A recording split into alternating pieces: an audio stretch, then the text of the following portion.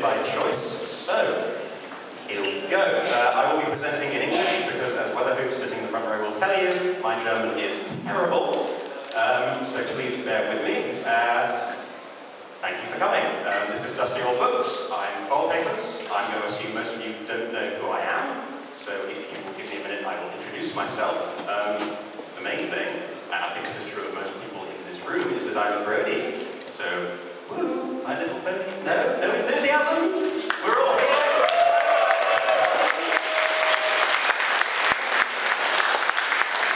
I know it's 10, but it's not that early. Were you all up late last night? Or?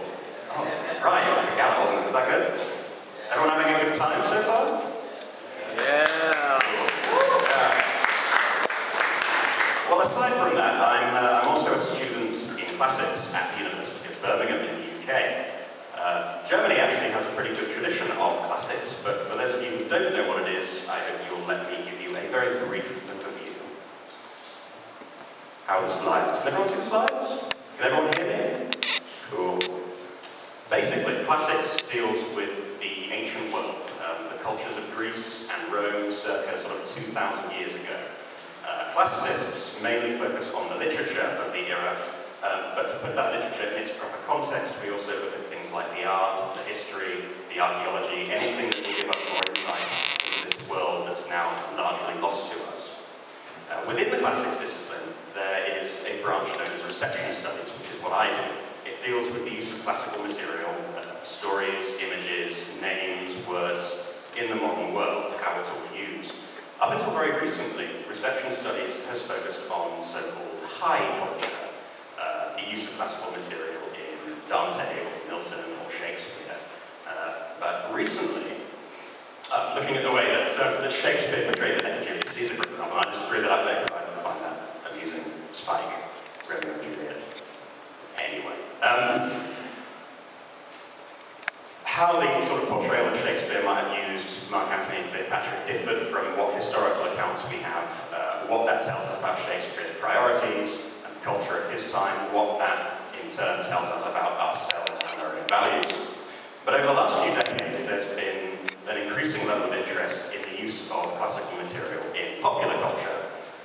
It's been driven largely by kind of an uptick in the amount of media that's set in the ancient world. You've got films like Gladiator and 300. You all seen Gladiator in 300? I usually get cheers at that point. No? Fine. Video games like Civilization, Age of Empires, and TV shows like Spartacus or Rome. The thesis I've been working on, and what I'm going to discuss now, is how that trend of using classics and thinking about how they work in popular culture, I'm going to be talking about how that applies to My Little Pony Friendship is Magic. Specifically, I want to discuss the use not just of classics in general, but of Greek mythology in the show and some of the wider ramifications. But before I really dig into that, I want to be quite careful with defining the terms we're using. What do I mean when I say Greek mythology? It seems fairly straightforward, but actually it's not as straightforward as you might think. It's important to understand from the outset that Greek mythology doesn't refer to a fixed canon of clearly defined work, genre or content. It's subject to a very widespread debate over exactly where you draw the lines between mythology versus legends, folk tales, fairy tales. It's also very important to realize that we have relatively few sources for the myths that we associate with ancient Greece. We have references to them in other surviving works from the era, like plays or poetry, and we have a few collections and catalogues. But for the most part, we don't have a whole lot of what they would have back then, and it's all descended from an oral tradition. So really, no one form of a myth can be said to be definitive. It's built into the nature of a myth to change each time it's told. Now, despite the resistance that myths have to easy categorization, there have been a lot of attempts over the years to apply some order to mythology, some sort of framework in which we can understand them and discuss them a little bit better. You can take as an example the works of Joseph Campbell. Anyone here familiar with the book The Hero with 1,000 Faces? He introduced the concept of the hero's journey, which I won't be getting into, but he also described sort of commonalities in this book, in patterns between different storytelling different myths from around the world, different storytelling traditions, and how they all have a lot in common. The idea of a hero's journey is a prime example. And his book very heavily influenced a whole generation of filmmakers, including George Lucas with the Star Wars films. Now, Campbell's is one of many in a long line of proposed systems for trying to better understand and organize mythology. But for every rule we try to sort of discern or apply to myths, there are always going to be outliers, things that don't fall neatly into any one given box. We're never going to have one orderly and complete picture. It makes it very difficult to talk meaningfully about what mythology is, so what's more useful is to look at specific instances of myth and what those meanings of these individual instances may embody and convey. Which brings us back, finally, to ponies, why we're all here. Pause for applause. The show is literally overflowing with references to mythology, and not just Greco-Roman. I'm going to be focusing on Greco-Roman because that's my area of expertise, but I do want to point out we are in Germany. Germany has a very rich tradition of its own mythology, and I would love to see more work done on the connections between that body of storytelling and the show. So hopefully next year someone will do that, but it won't be me. The show, as I say, is overflowing with these references, not just to Greco-Roman stuff, but from a number of different traditions.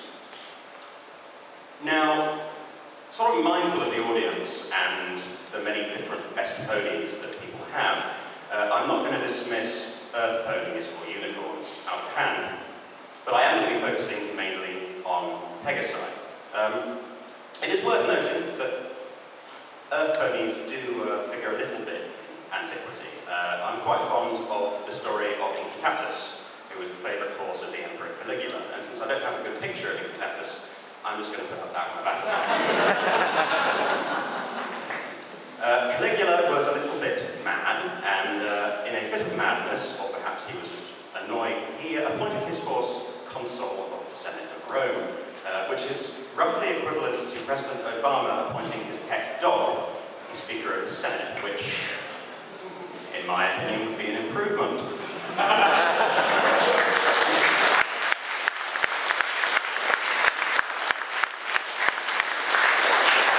I guess it depends on your particular political views. I like to call Caligula the first brony, which actually might not reflect terribly well on our fandom. But moving right along, unicorns also have their place in mythology, but they're more a creature of later storytelling traditions. They come to the forefront in sort of high medieval fantasy.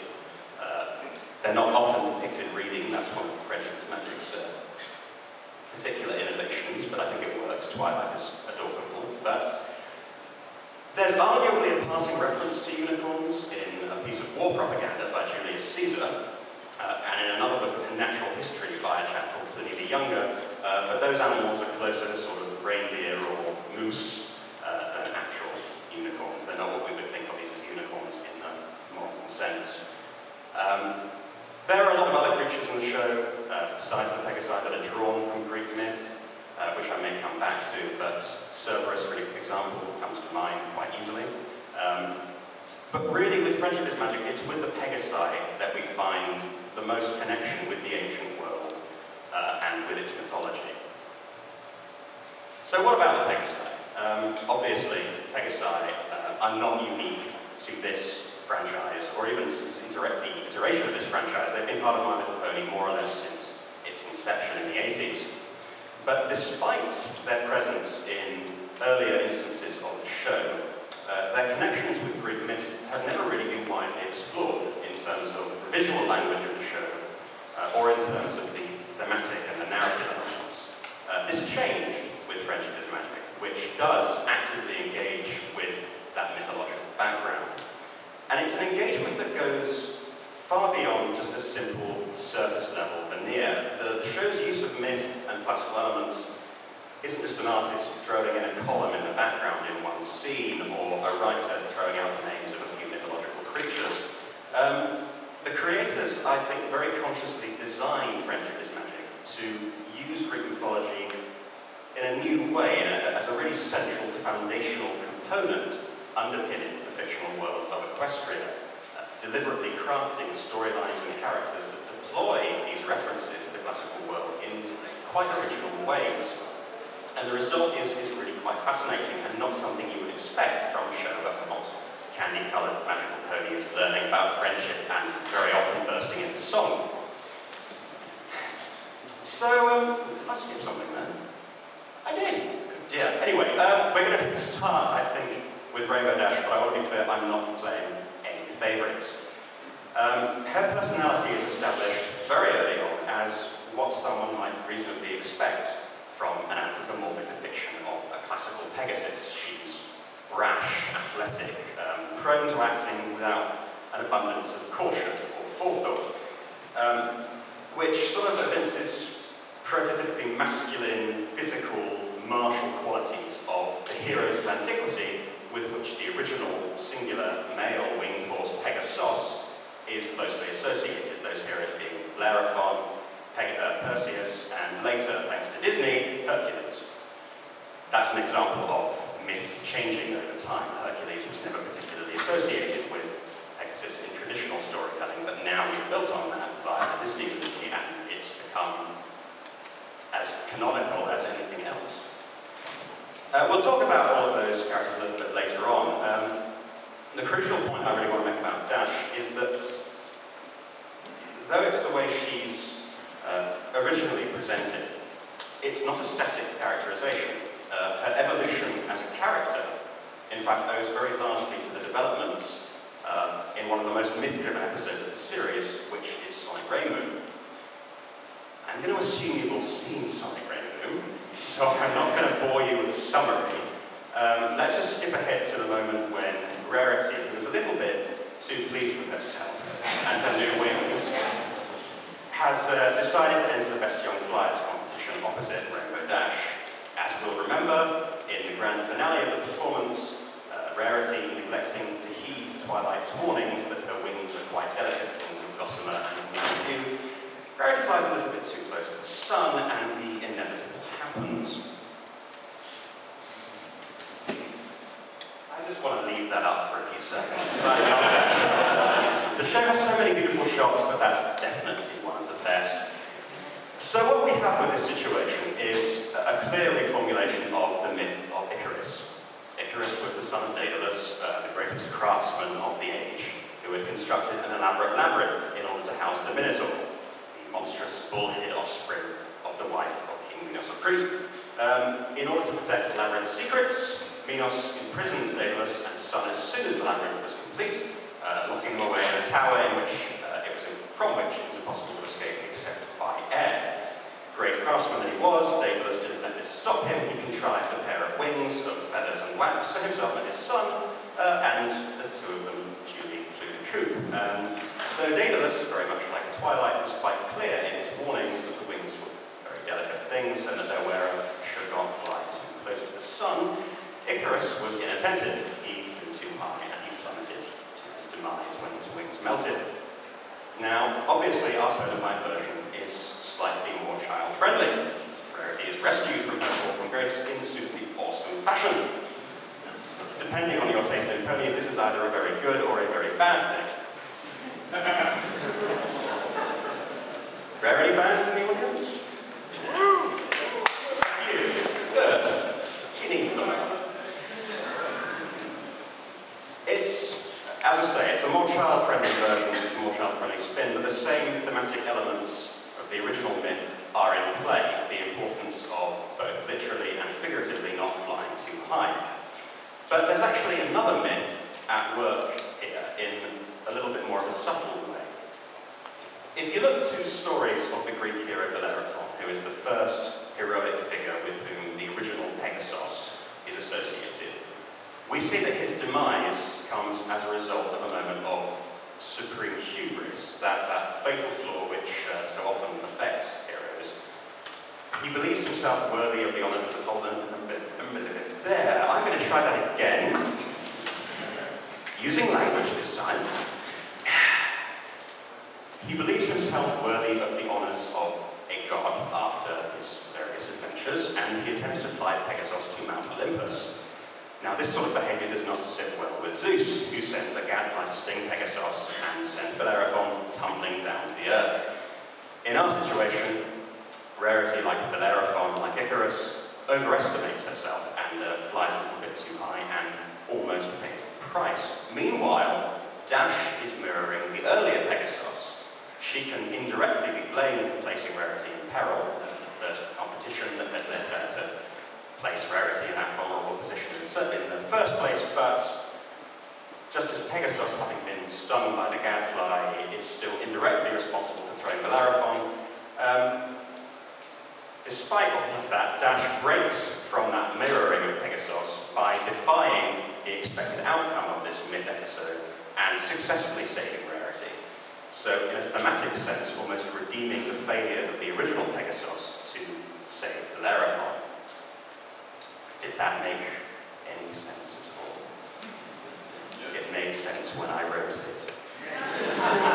We're going to have a Q&A portion at the end, so if you do have questions, please do say them until then.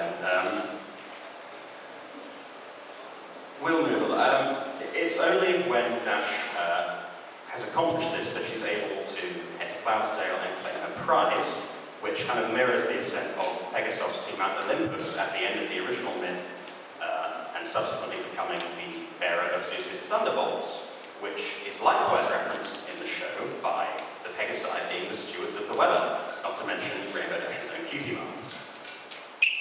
So it's through this sort of mix of elements drawn from Icarus and Bellerophon that the connection between Rainbow Dash and the Pegasus is strengthened, but at the same time, any constraints that trying to too strictly follow the earlier myth might place on these characters are defined because the creators kind of have the courage to go in a different direction and not be bound to the original form of the myth. And as a result, Rainbow Dash emerges a much more rounded and three-dimensional character, but still remaining true, in a sense, to the Pegasus form. The second major Pegasus character is, of course, Fluttershy. I like that shot as well. I don't really need to tell you about Fluttershy. She's meek, she's timid, she's quite literally terrified of her own shadow. In a quite adorable way, if you ask me. But she is seemingly the polar opposite of certainly Rainbow Dash and how one might want to depict an anthropomorphic Pegasus while keeping vaguely in line with the classical roots with that strong masculine identity. Her martial prowess in battle is basically non-existent, especially even when pitched against Rainbow Dash in mock battle, or in a reenactment of founding of Equestria in Heartswarming Eve. In which, I should note, pre-Equestrian Pegasus society is even more explicitly linked with the ancient Greek culture, hence the name of the capital city, Pegasopolis, follows the Greek naming convention, and you can also see in this image some of the other Greek influences, the columns and so forth. So at first glance, Fluttershy isn't really what one would call a heroic figure, as you can kind of see there. Yet as with Dash, her characterization, there it goes again. One moment, please.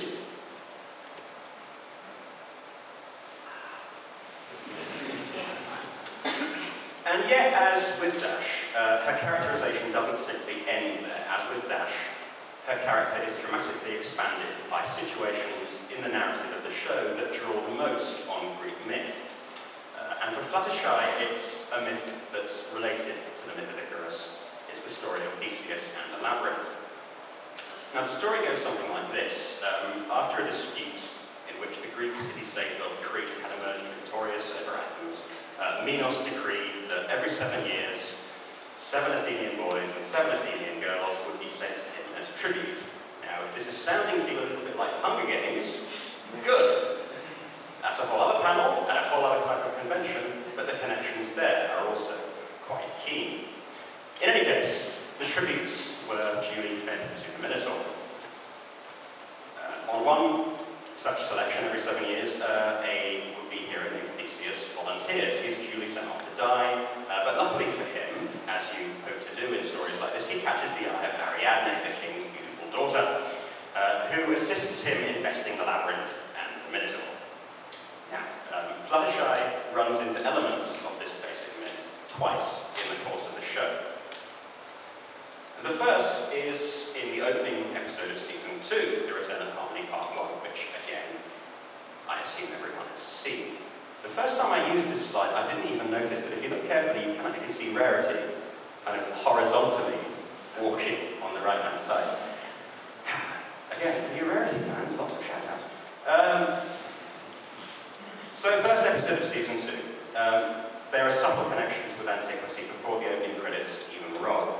The villain, Discord, has been imprisoned in stone for the past several eons. This echoes a lot of transformation stories that you find in Greek myth, in people like Ovid, for example.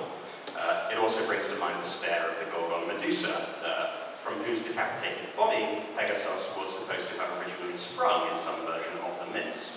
So lots of connections all over the place. And though the return of Discord is obviously a threat to all of Equestria and to the main six in particular, the connections between him and the Pegasi in particular are uniquely strong from the very beginning. The first signs of his return are strange disturbances to the weather, which obviously are immediately noticed by the Pegasi and very much infringe on their domain. Now, as we'll recall, Discord lures the main six to a hedge maze, and here the connections with the Theseus myth are again particularly strong, because before entering the labyrinth, the unicorns and the Pegasi are stripped of their horns and their wings, which mirrors the way that that Athenian sacrifices, destined to be devoured by the Minotaur of the original labyrinth, were first denuded of any weapons or tools that might have aided them. They were literally sent into the labyrinth naked, which isn't the problem with this version of the myth, since, as Rarity notes in Season 1, the ponies don't usually wear clothes. Now, Theseus only successfully bested the Minotaur with the aid of Ariadne and some smuggled items. Discord, meanwhile, proceeds to separate our heroes and gradually turns one against the other, using trickery and deception to invert the best qualities that each pony personifies. Honesty turns to duplicity, generosity turns to greed, and so forth. Now, as we'll again recall, one by one each pony, except for Twilight, falls to Discord's ploys. But in the case of the Pegasi, it's very important to note precisely how. If Dash is the most classically heroic and the closest to the Pegasus of the original Greek myth, and Fluttershy is correspondingly the weakest, it would follow that the villain would have the most ease conquering Fluttershy and the hardest time conquering Dash. But in fact, he has the hardest job with Fluttershy. Whereas he's able to corrupt the others by fraud, he has to resort to sort of outright physical violence with Fluttershy, smacking her on the head. Her meekness and kindness actually become her strongest defences in resisting his manipulations. Meanwhile, Dash, who is faced with that impossible test of her loyalties, is bested by non-martial, non-physical forces, despite her being the most physically powerful of the two ponies, and arguably of the main six. Fluttershy's, Rainbow Dash's desire to help her friends, that major strength of hers, her loyalty, is what undoes her, whereas Fluttershy's kindness is what strengthens her and acts as a weapon up until the point Discord uses his patience and knocks her around the head. Now, speaking of Discord, you don't have to say anything about Discord, it's Discord. Discord fans, at least? I saw a great Discord No. It's worth diverting for a moment from this to note how Discord's presence adds even more layers of complexity to the connections with antiquity. The name Discord echoes Discordia, who was the Roman goddess of strife and chaos.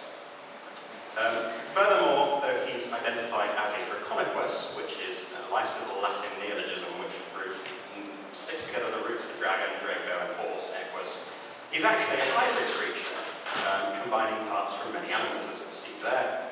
And so, technically speaking, he more closely resembles a kind of chimera, also a creature of multiple parts, which, in classical myth, is the very creature that Bellerophon and Pegasus are famed for defeating prior to Bellerophon being stung by that gadfly. Now, though neither Fluttershy nor Rainbow Dash are able to defeat Discord by themselves, only one of them is really able to put up that good fight. It's Fluttershy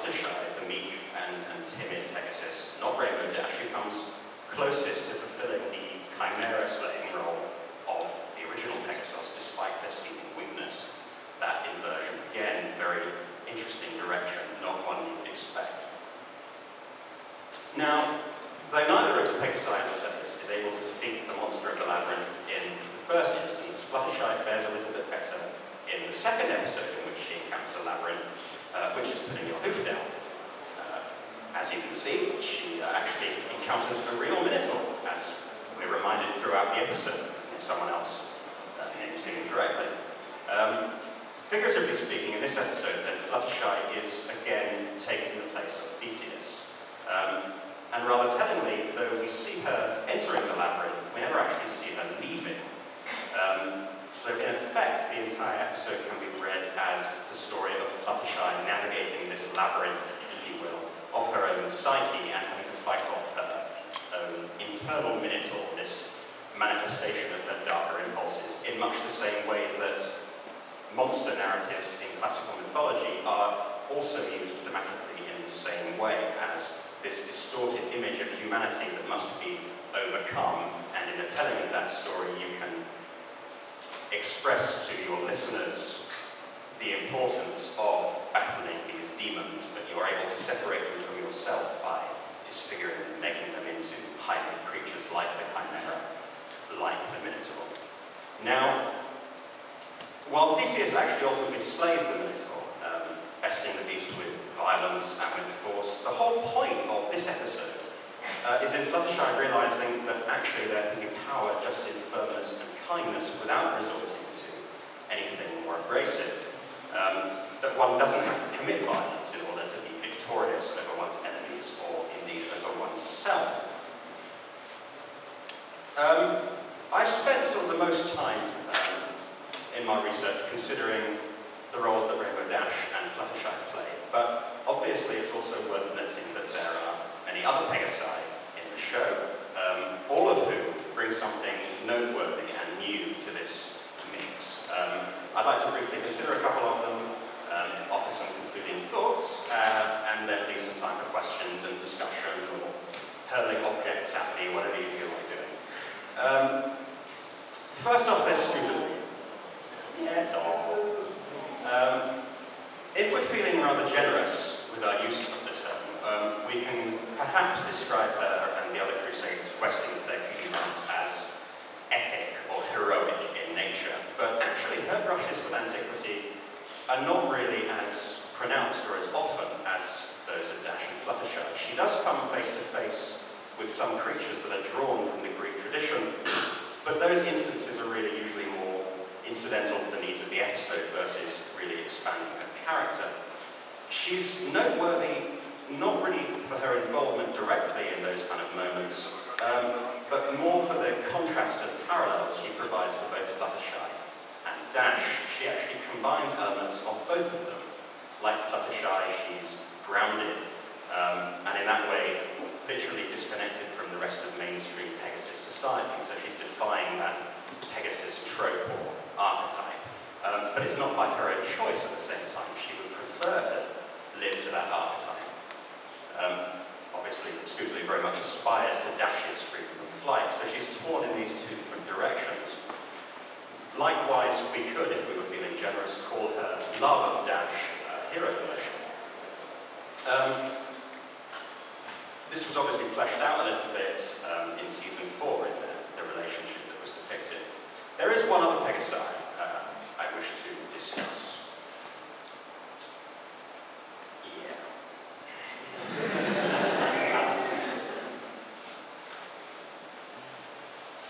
What do you say about Derby? I'm quite mindful that she's a little bit of a divisive figure in the fandom, so I'm not going to spend too much time on her. Likewise, because she doesn't really get a whole lot of screen time. But she's been so warmly embraced by the fandom. I think I saw a couple of Derby cosplayers yesterday, for example, and the merchandise is full of Derby stuff you can purchase. The fact that she's been so warmly embraced by the fandom is itself worthy of comment.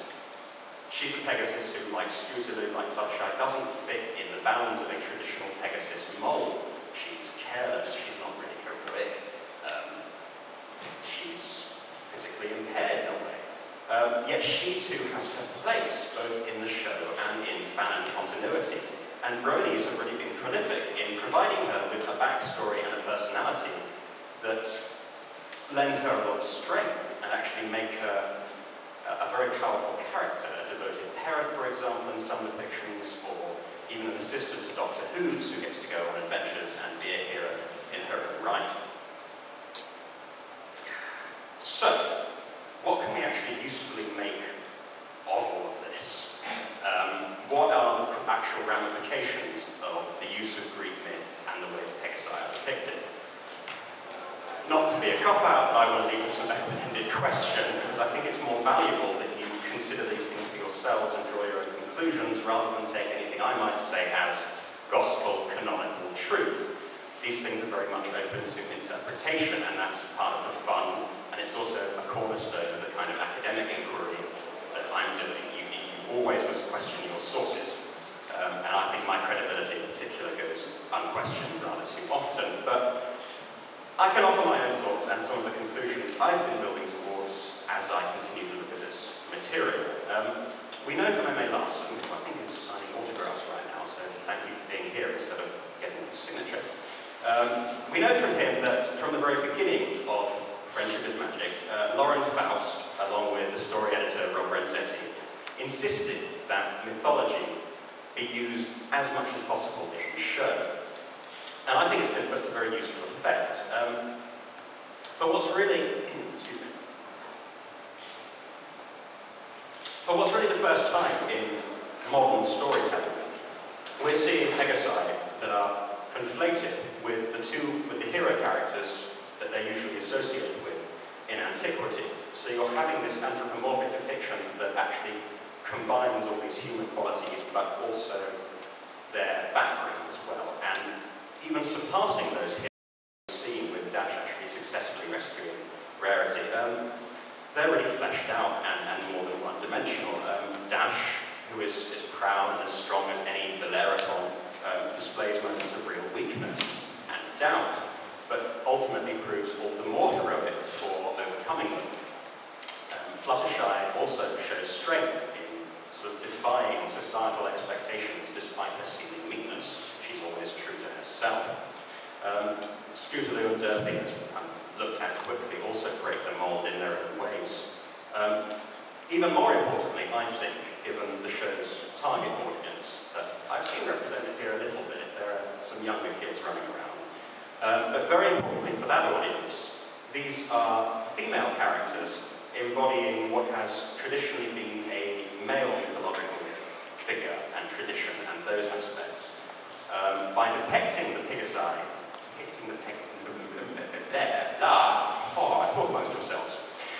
By depicting the Pegasi in this way, Friendship is Magic is really opening up the very definition of what it means to be a hero in the classical sense. The message is that heroism isn't just in feats of arms, but it's also in kindness and friendship and love as much as anything else. And that they've managed to deliver that message while also pulling on all the kind of cultural weight and authority that you gain from using classical imagery and mythological storytelling only makes this stronger and more effective. And I think it's a very important milestone in television. I think it's a very important message to send. It says something positive about the direction that storytelling and society at large are heading. I also want to leave you with one more thought, and this is where I get up on my soapbox a little bit.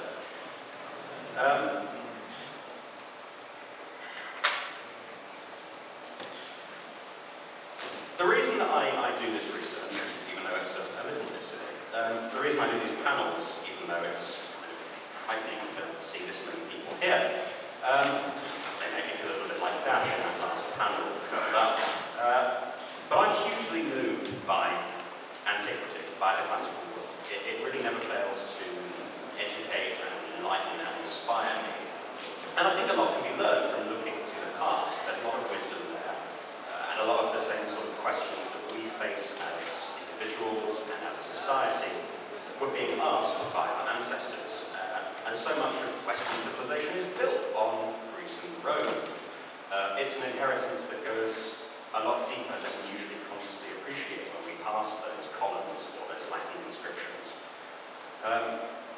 Really, one of the big problems nowadays, the problem that makes me sort of tear out what hair I have left, is this narrative that says that all the wisdom and the beauty of the classical world is the exclusive territory of the privileged few. There's a stereotype sort of associated with the classic stuffy, balding white men with English accents. Maybe I'm not personally doing all that much to return that image, but I really can't stress strongly enough how wrong that attitude is. The classical world is for everyone. This material belongs to the world. It's a gift, if you like, from our ancestors. And it's a tremendously valuable roadmap to where we're going, getting a little bit of a glimpse of where we've been. There's stories that are worth reading, and they pose questions that are worth asking, and anyone can do this. If I can do it, anyone can certainly do it. You have to set the limits on your knowledge and not let anyone else try and set those limits. It's not easy.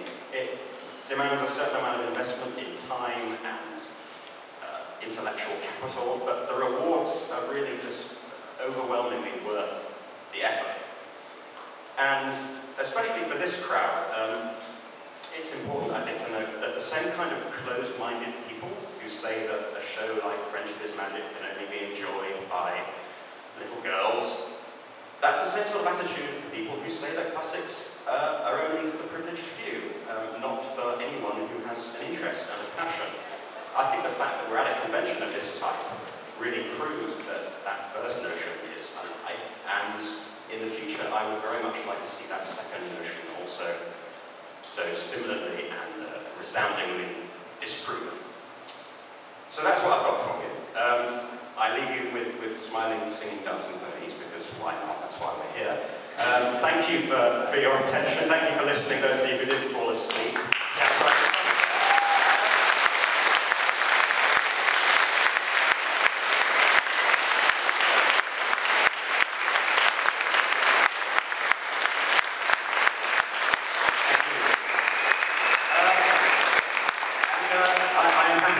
Questions that you might have. If you want to, I think that mic is working, so if you want to come up and ask so everyone can hear you, and I will do my best to answer or to dodge artfully. Okay. So my question is like this. You know, almost like there's a set of Greek myths and stuff. Yes. And we have seen some of them. So there are some that we haven't seen that I guess we might be likely to see in future episodes. What do you think, like which myths might those be? And as a consequence, what kind of episodes those might be? Like you're under no obligation to not talk about season 5, right? Well, obviously I can't talk about season 5 because I don't have any real knowledge of it, but I'll tell you something that was very interesting to me about season 4, and that's what they did with Tartarus and with Cerberus. And the fact that they went back to Cerberus having escaped in its about time and actually built that in, and we got to see Tartarus, the Greek sort of equivalent to the Judeo-Christian hell. The fact that they went that dark in the show says to me that they can really go as dark as they want with the use of myths. So I'm almost worried about where they might go from there, to be honest with you. But I'm looking forward to seeing it, because it gives me stuff to kind of think about, and hopefully all of you something to think about too. Any examples at all? Of stuff I want to see in the future? What we might see in the future. What we might see in the future. Where might they go? You know, I don't know. That is more a question for the writers. Get Mitch and buy him a couple of beers, and he might be able to answer that, but I don't think I can. Sorry. What would I like to see? More Davenport of Quills and Sofas, but he's not a Pegasi, so let's see more. I want to see more of the kind of history of Equestria. I love that they brought in the kind of founding myth with the 3 tribes, and we got a glimpse into pre-Equestrian Pegasus society. I would love another episode kind of set in that world where we get to see more of what the day-to-day world was like for them, and then see how much of recent Rome they use and from which periods in Greek and Roman history, the sort of more philosophical ones or the more violent ones, because in the mainstream, in the show as we usually see it, it's sort of a toned down Pegasus society, whereas they're very warlike in the flashback we see. So, yeah, more Pegasi society. That's what I want to say. Thank you. Sure. sketching you. Yeah, something I wondered about. You said about how we see, well, it was the music record topic, so something I was surprised actually that you didn't mention of, but something I would like to hear your thoughts on is the two Pegasi encounter with another character from mythology, right now in season 1, the good old Griffin. Ah, the Griffin, yes. You know, you've caught me out because I have that written down in one of my notes, but I've never actually thought too much about it. Can I dodge and talk about a different creature in season 1? What do you think, Bruce? You like dodge it? We'll let you dodge it. Alright, well, I mean, one of the things that first kind of put me onto the show when I was watching it for the first time and made me realise that there was more going on than just the surface level stuff was the encounter in the Everfree Forest in the second episode of Manticore, thank you.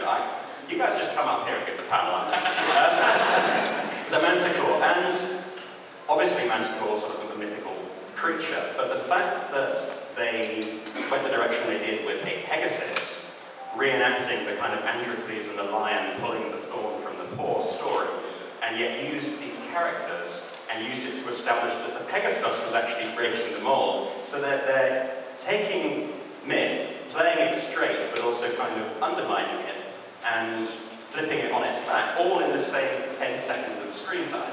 Yes. And I think that's just magnificent. I love seeing that, because there's so often a fear of, we have to do the canonical version of the myth, we can't use these creatures except how they've been used in the past. Well, no, they're free for anyone to use however you like. If you're telling a good story with them, do what you like with them. You have that license.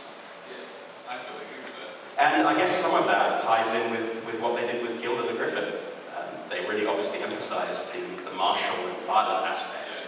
But then they undermined that in season 4 by having the Griffins that were participating in the Equestria Games, who presumably weren't as nasty as Gilda. So, or maybe they were.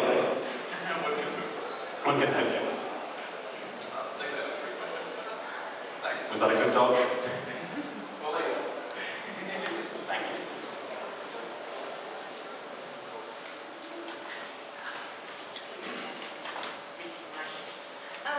My question is, now that we are already going to season 5 and there are so many episodes and also new writers working on the show, do you see that the amount of mythology used in the episodes is increasing, or is remaining, or is maybe increasing? Well, I mean,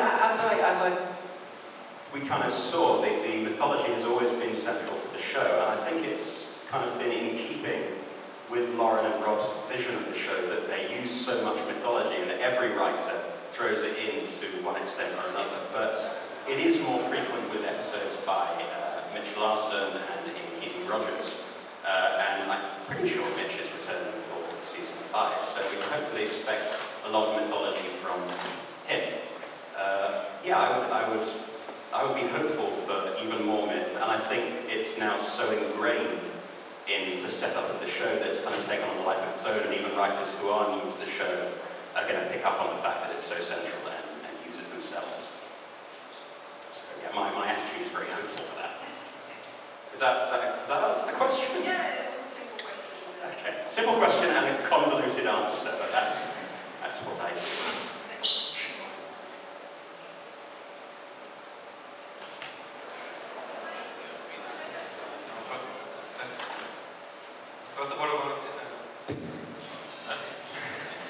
First of all, I want to thank you for giving a wonderful panel.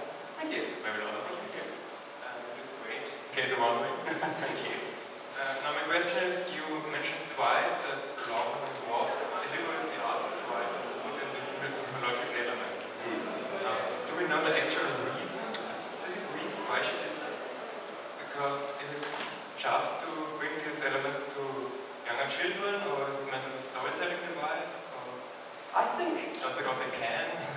Well, I mean, it's difficult to know. My own conclusion was my thought that Lauren sees a lot of potential for taking these myths and subverting them by you associating masculine heroic qualities and saying, no, actually, girls can do this, and do this, and we need more of this for children to see, to kind of shift some of the thinking. But now, recently, in the last couple of months, Lauren got announced to be heading up a film about Medusa, which, by the sound of it, is also going to put a very fresh feminist spin on that myth. So I think that actually kind of retroactively maybe indicates that that was her plan, that was her desire. Use mythology in the show because it lends a certain gravitas, but at the same time, don't let it take away from this positive moral message that I'm trying to send. Rather, subvert it and use it to really push that message home. Thank you. Yeah.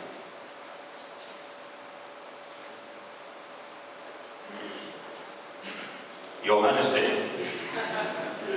I have a question about the episode which is twice that you didn't mention, the one with Fluttershy using the stare on trees. On the cockatrice, yes.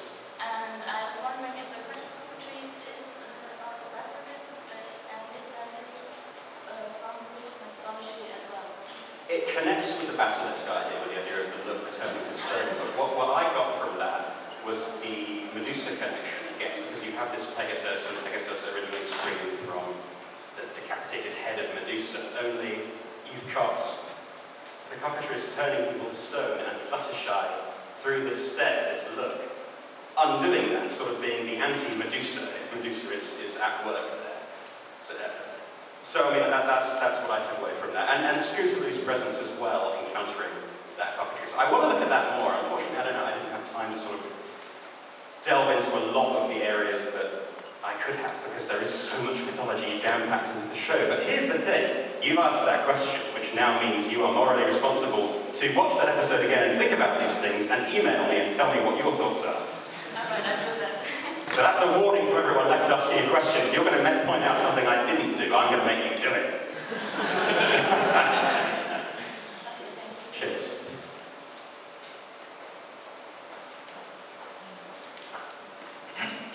First of all, thank you. I thought it was very interesting. Now my question is, how much of the things you talked about do you think were put there really consciously and intentionally by the writers, or is it that if you take these myths and put them into a different context, into a modern time, do these new connections and these new character developments and this basically grow into a new canon sort of thing? Does this just have a natural way of developing? I think it's a little bit of both. I think at the beginning there was that sort of conscious decision to use myth and to build it in. I think it really lends itself to the Pegasi. You have Pegasi, so why not make them quite Greek? I think there are those quite direct, clear parallels that they have clearly drawn on Icarus, for example, or Theseus and the Labyrinth. But at the same time, the more of that you throw into the pot, the more you are going to get some new combinations that do just sort of evolve naturally without the writer thinking, well, I'm going to undermine this myth or that myth is. Well, okay, we've got these elements, so we can do this with it. Whether or not they're thinking about the original myth in that case. So, yeah, it's a little bit of both. Is there a danger of, like, you throw too much into it that it starts to clash at some point, or does it blend? Like, for example, the Tatzelworm or the cockatrice are creatures from German mythology in part. And So you're the one who's going to do the panel next year about the German myth, right? Jesus, no. Is there a danger of this just like that it doesn't go together, or do these things blend, have a way of blending? I think they've struck a really good balance with the show. I think it's blended quite nicely. There's always a danger in using sort of too many references or looking as if you're trying to look too clever by, oh, look at me, we've done this reference or that reference or this reference, so of course our show is literate. But I think they've struck a very good level, and I think if they ever overdid it, by that point the show would already be in trouble from everything else. Because I mean, they're too smart to overdo it in that way. If they were going to screw it up, everything else would be screwed up, and I don't think everything else is screwed up, so I think that's going to be solid for a while, if that's a decent answer. Thank you. Sure. have about 10 minutes left for questions. First of all, I'd like to thank you for your little research. It was very interesting. Thank you for listening. And while I was listening to your project, I came up with some thoughts I wanted to share. Please, for you. So, as you mentioned, you have a lot of connections between mental body and ancient Greek mythology, also Roman mythology. So, can we say under this aspect that my little body can be considered like a modernist work, like in art that was done in the 20s. For example, I can bring up T.S. Eliot, which in his poetry took a lot from ancient mythology and also Indian mythology. And also, like you mentioned, the CMC, Cutie Mark Crusaders on their little quest for finding the cutie mark. It's like, yes, a little quest, like it's a Greek one, but also it's more like, for example, in James Joyce Ulysses, where you have these characters which are depicted like heroes, but actually they are normal people. And in my opinion, the CMC can be like compared to these people, because they are more like anti-heroes rather than heroes, because they do their best, but they never achieve their true goals. And also another aspect, the main six can be compared to the same aspect, also because sometimes they doubt about their own ability of being for example, like you said, Rainbow Dash, in that episode before not wrong, it was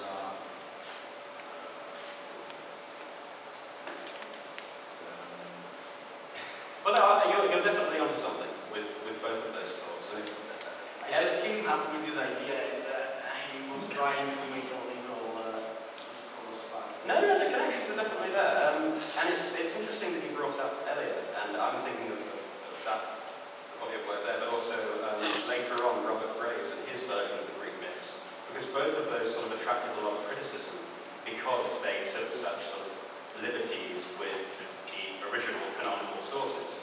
And in the same way, the show is kind of doing, it's following in those footsteps. Now, I'm not going to compare My Little Pony to, of course, T.S. Eliot. I was broadly speaking, to be honest. No. I mean, they exist in very different contexts with very different audiences, but some of the techniques and approaches are certainly the same. And I like seeing that because it follows that kind of pattern of, well, no, we can do what we like with these stories. They're not something we put up on a pedestal and bow down to. They're something that we can really get rough with, if you like. Thank you very much. So thank you for your thoughts. Please, we should talk more. I'll be around, so if you see me, do grab me.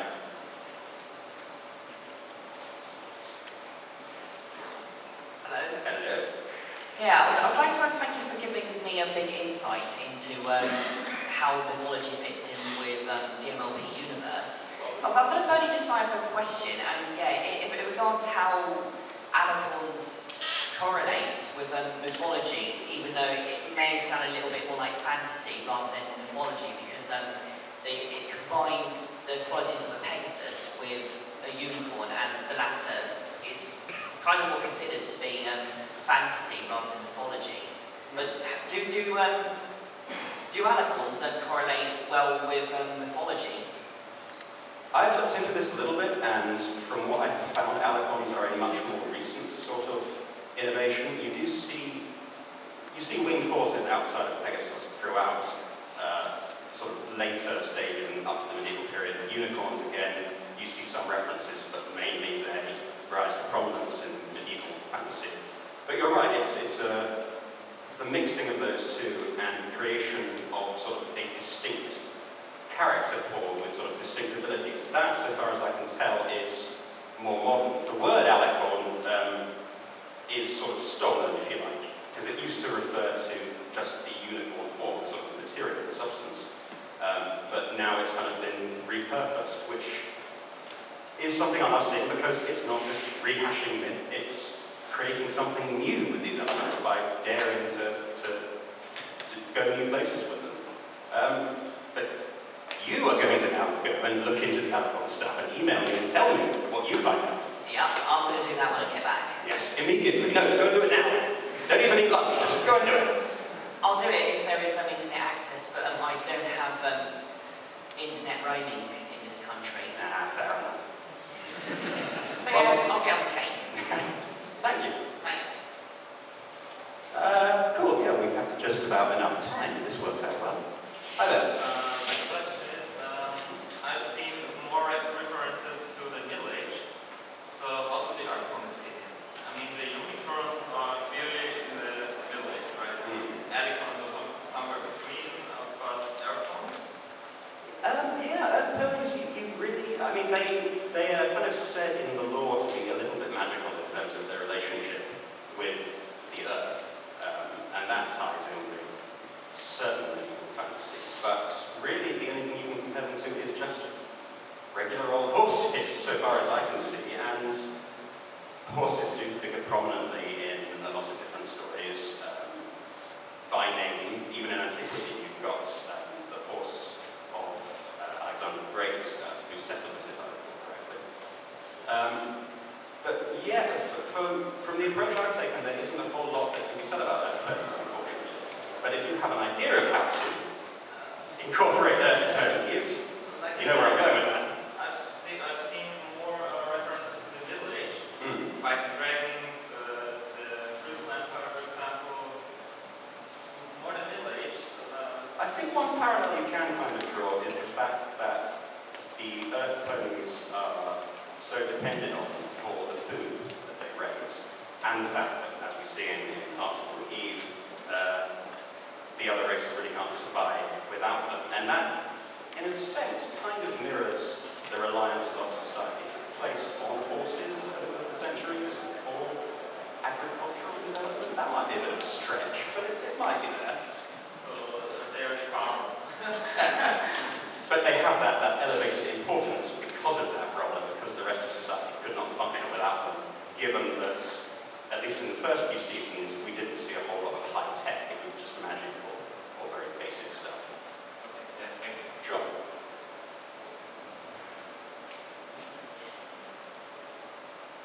Hi. My question is about Greece mythology and pop culture. And normally when you have Greece mythology and pop culture, you usually associate it with the main cast of the gods. Mythology, Zeus, Aegis, and so on. And in this presentation I didn't see much of it. And my question is, do you final form use not many or none aspects of these main god characters we usually associate with Greek mythology? No, absolutely. You can, I think, map some of the character traits of the main six to various Greek gods because they say they both serve kind of the same storytelling function. They have particular attributes that serve as particular archetypes. So you've got sort of warlike ones, you've got, I don't know, maybe Applejack as Ares, for example, or Rarity as Aphrodite. You could go in those directions. And I think you can also look at Celestia and Luna as sort of, I know the phrase god here gets thrown around a lot, but you can look at them as occupying that elevated status, especially when, if you look at certain Greek myths, you see that the sun and the moon were not just personified as gods in their own right in some traditions, but also in other traditions they were the jobs of gods to raise them and lower them. So yeah, there's a lot of connection there that I don't really have time to get into, but I hope someone does. And I would like to in the future if I'm able to. Thank you. Sure. Looks like, yeah, last question. It's 11 a.m. I don't know what's in here next, but I think we can one more. I have a question about the Power Ponies episode. Yes. They make you believe that the story is based on a comic book, but the maniac looks like it's coming from a mythology. Yeah. Like they did with the woman with the snake hair. Medusa, right. Or it's kind of got a Scylla and Charybdis kind of image to it as well. Similar, I think, to Charybdis. Anyway, sorry.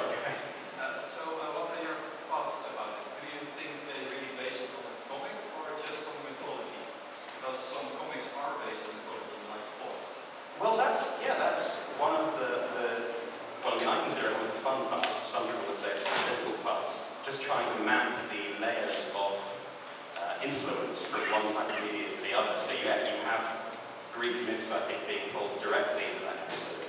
But then you also have the kind of mythological elements that comic books would normally have, because comic books as a medium have drawn on Greek myths. So you have the indirect references, the direct references. I can't really speak to how conscious that was for the creators of that episode, but when so much of what we do and what we associate with storytelling draws from those sources, really, if you look hard enough, you always find something Greek or